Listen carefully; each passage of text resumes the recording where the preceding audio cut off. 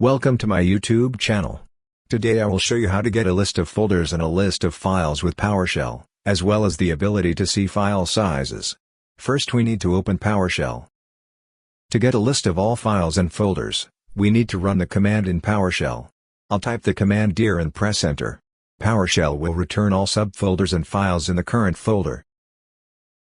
As you can see, the files and subfolders of the current folder were extracted. You can also see the file sizes. If you only need to see all subfolders without files, you need to run another command.